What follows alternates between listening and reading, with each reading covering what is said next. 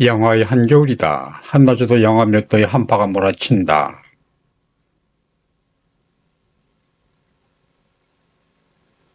러시아, 캐나다, 노르웨이 등의 추운 나라에서 온 외국인들도 우리나라의 한파 앞에서는 공손해진다.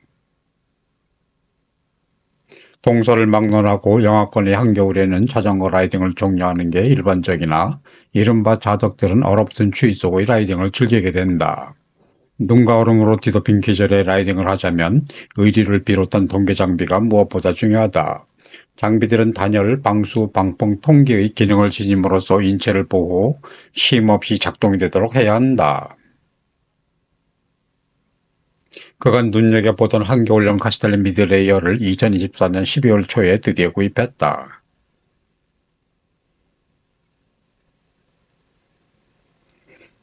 혼란스러운 정신세계를 지닌 어느 여인이 마지못해 털실을 대충 얽어매어 짠 듯한 외관의 카스텔 미드레이어다.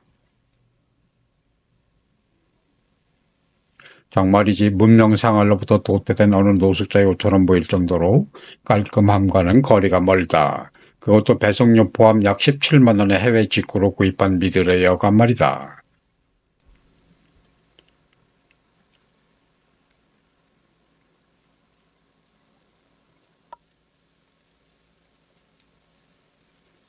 영하 2도의 아침에 아소스 한겨울 자켓과 이너웨어 그리고 카스텔린 미드레이어를 입고 라이딩을 하면서 오 이거 물건인걸 하는 감탄을 하게 된다.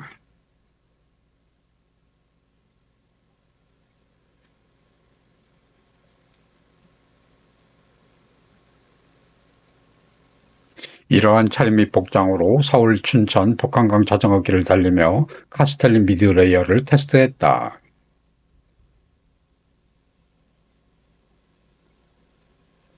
영하 2도의 탄천을 출발할 때는 약간 서늘했으나 남양주 세터 삼거리쯤에 이르러서는 기온 상승과 함께 찾아온 영상 4도의 더위 때문에 자켓의 지퍼를 열었다. 그 결과 이게 뭔가 미드레이어의 복부 부위에는 몇 방울의 물방울들이 맺혀 있는 게 아닌가. 그러니까 몸으로부터 배출된 땀이 베이스 레이어를 통과 미드레이어 표면에 맺혀 있었던 것이다. 자전거 경력 20몇 년 만에 처음 겪는 개 한 개의 신문물을 보는 것만 같은 놀라움이 아닌가. 어쩐지 더위는 약간 느껴지는 데 반해 상체가 눅눅하지 않았던 것이 이제야 이해가 됐다. 미드레이어의 땀을 톡톡 털어내고 만져본 폴라텍 알파 패브릭은 약간의 습기만을 느껴지게 할 뿐 기존의 베이스 레이어가 흡수한 눅눅한 습기와는 차원이 달랐다.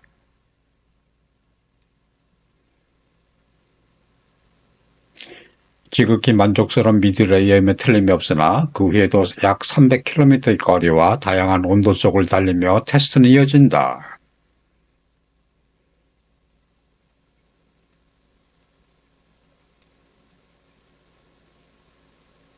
추정을 하자면 미드레이어는 수분의 약 20% 정도는 흡수하고 80%는 신속하게 배출함으로써 자켓 속에서 물방울을 만드는 듯 했다.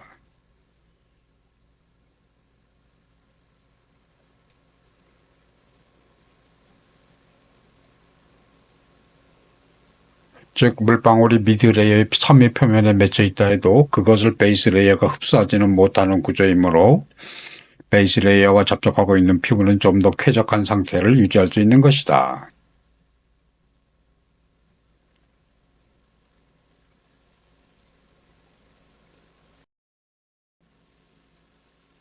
또한 기능성이 뛰어난 자켓이 젖을 이유는 없으므로 땀과의 전쟁을 벌이며 얼어붙은 한겨울 속을 달려야 하나 하는 걱정은 이제 기우에 불과하다고 해도 된다.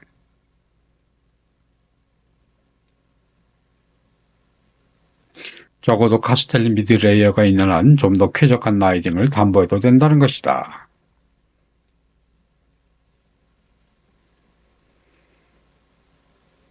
좀 더 설명을 하자면 세탁과 탈수 후 베이스 레이어는 손으로 털었을 때 전혀 물방울이 날리지 않는 데 반해 이 미드 레이어는 물방울이 날리는 걸 경험할 수 있다.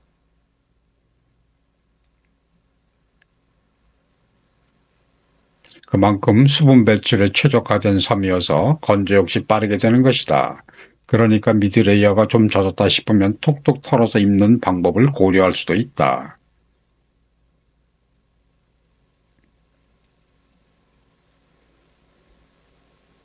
그간의 경험에 비춰보면 확실히 뛰어난 기능의 미드레이어다. 한겨울도 쉬지 않고 달리는 열정적인 자덕 동료들에게 서슴없이 강추한다.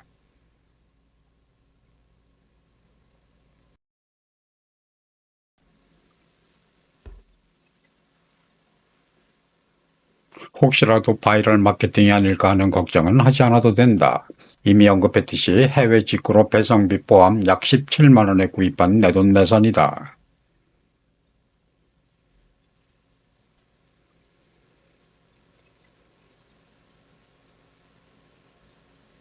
카스텔리 미드레이의 무게는 놀랍게도 100g에 불과하다. 좀 무겁다 싶은 하계용 베이스레이어보다 약간 더 중량이 나갈 정도로 초경량을 자랑한다.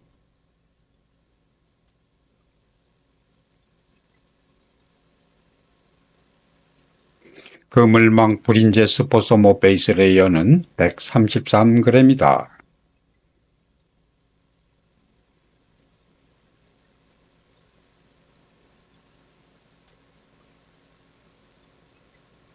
아소스 울트라즈 베이스레이어는 154g이다.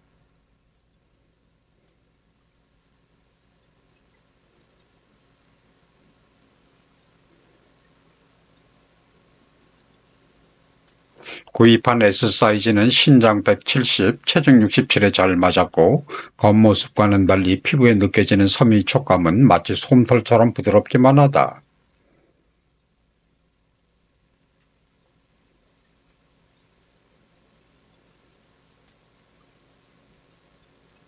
역시 영성해 보이는 것과는 달리 곳곳에 바느질 마감이 잘 되어 있다.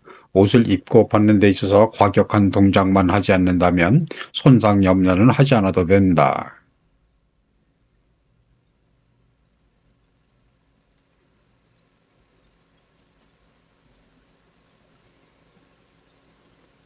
목 아래 지퍼는 중심을 약간 벗어나 있음으로써 자켓의 지퍼와 충돌할 일이 없다. 그 옆의 빨간색 카스텔리 정걸 로고는 카스텔리 연구진들이 꽤나 섬세한 센서가 있음을 알려준다.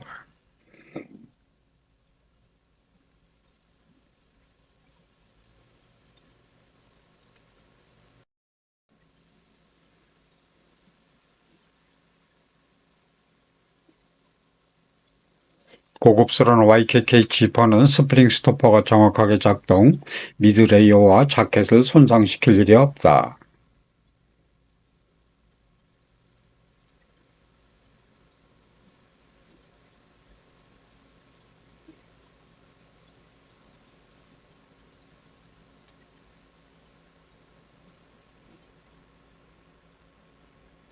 신축성도 좋은 편이므로 불편함은 없다. 오히려 넉넉한 편이어서 베이스 레이어 위에 겹쳐 입을 때도 문제가 없다.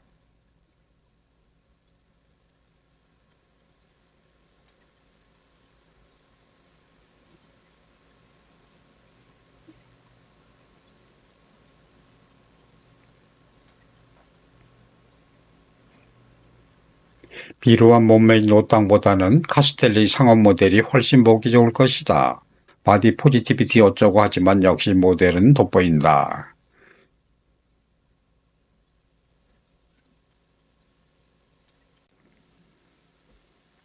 미드레이어를 구입하기 전에 한겨울에는 아소스 울트라즈 이너웨어와 브린제 슈퍼 서머 베이스 레이어를 겹쳐 입었다. 더 추울 때는 통기와 방한이 잘 되는 저지를 미드레이어 대신 입건을 했다.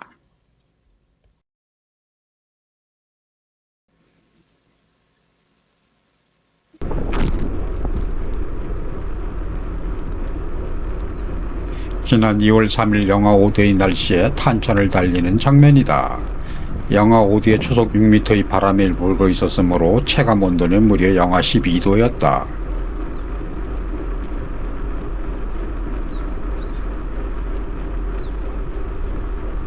이런 날씨에도 자전거를 타는 정신이 가출한 자는 역시 미드레이어 테스트를 한다.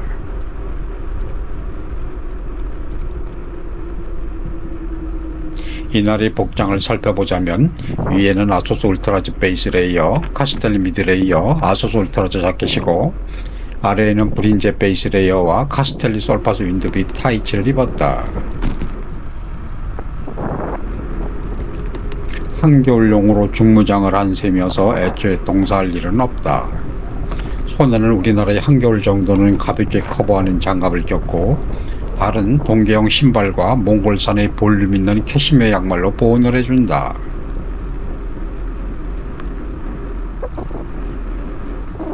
자전거 라이딩의 죄가 깊은 자덕들은 내구성이 강한 울 양말을 신어야 하는데 캐시미어 양말을 신는다고 하는 의문을 갖게 될 것이다. 맞는 말이다. 울은 캐시미어보다 강한 내구성으로 인해 스포츠용으로 적합함으로써 많은 스포츠인들이 즐겨 이용한다.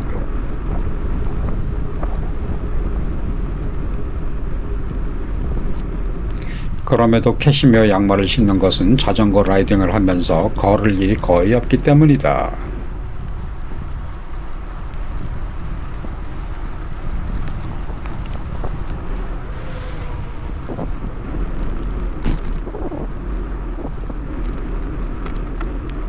짧게는 50km, 길게는 150km 정도를 안장에 앉아서 페달링을 하다가 귀가를 하기 때문이다. 걷는 것은 길어봐야 100m도 안 되지 않으므로 양말에 부하를 줄 이유가 없다.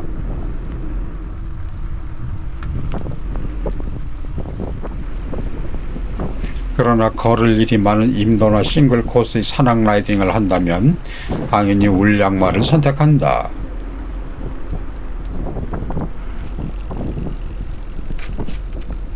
체감온도 영하 12도의 날씨에 강한 바람 때문에 고글 주변이 노출된 피부는 좀 괴롭기는 하나 추위는 전혀 느껴지지 않는다.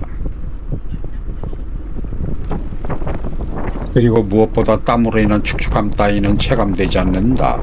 그만큼 카스텔 미드레이어의 기능이 제대로 작동하고 있다는 것이다.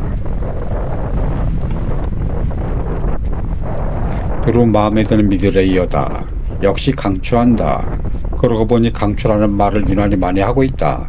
좋은 것은 나누어 쓰라는 미덕을 실천하는 건가?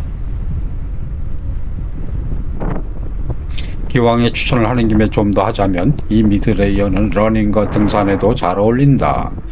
기존의 베이스 레이어만 입는 러너와 등산인들은 이 미드레이어도 입어보시라. 보온과 땀 배출에 있어서 만족할 것이다.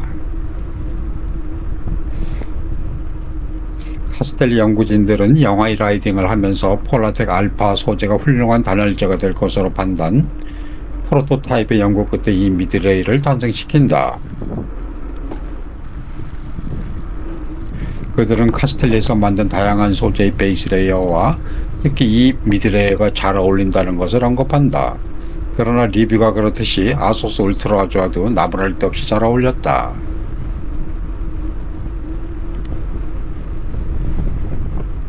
미드레이어는 재활용 패트로 만든 폴라텍 알파 90의 고밀도 액티브 단열재 소재로 만들어졌음을 언급하고 있다. 더불어 최대의 통기성을 지녔음을 잊지 않고 언급한다. 이번 탄천 라이딩을 끝으로 긴 테스트를 끝낸다. 영상의 조회수를 생각한다면 대충 테스트를 하고 겨울이 가기 전에 빨리 영상을 올렸어야 했으나 고지식한 로땅 입장에서는 그럴 수 없는 일이다. 영하 5도에서 영상 6도까지 다양한 기상 조건에서 약 500km를 달리며 테스트를 했고 그 결과에 만족한다.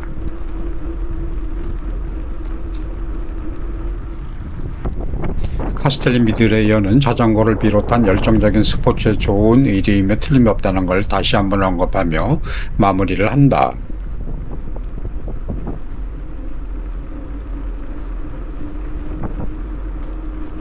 그럼 다음에 또 뵙겠습니다. 구독과 좋아요는 이 노땅의 동영상 제작에 많은 힘이 됩니다. 감사합니다.